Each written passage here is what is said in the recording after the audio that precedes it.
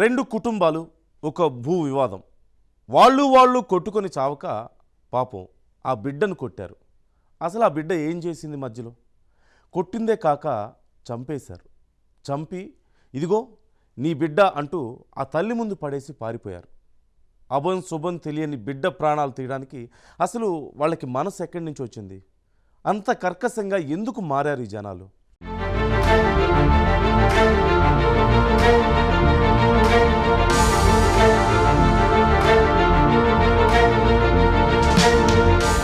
బీహార్లో మరో దిగ్భ్రాంతికర సంఘటన చోటు చేసుకుంది.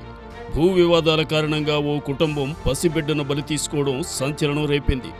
అభం శుభం తెలియని పసిబిడ్డను కుట్టి చంపిన దుర్మార్గులు శవాన్ని తీసుకొచ్చి కన్నతల్లి ఒడిలో పెట్టడం స్థానికులను కలచివేసింది.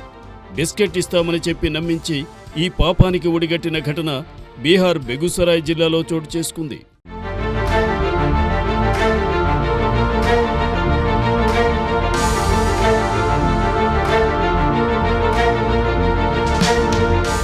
బెగుసరాయ్లోని చక్బల్లి గ్రామంలో రెండు కుటుంబాల మధ్య కొంతకాలంగా భూ వివాదం జరుగుతోంది.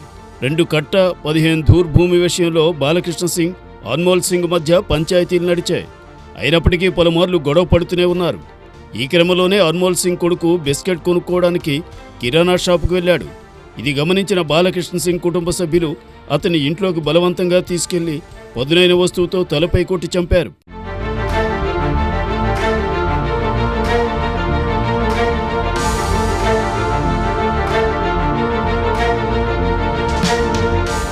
ఆ తరువాత మృతదేహాన్ని ఎత్తుకెళ్లి ఇదిగో నీ కొడుకు చనిపోయాడంటూ తల్లి రింకుదేవుడిలో పెట్టారు.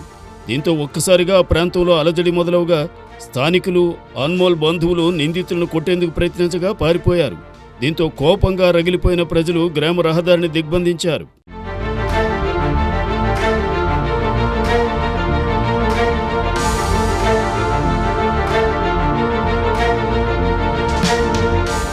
నిందితులను తమకు అప్పగించాలంటూ పోలీసులతో వాగ్వాదం పెట్టుకున్నారు.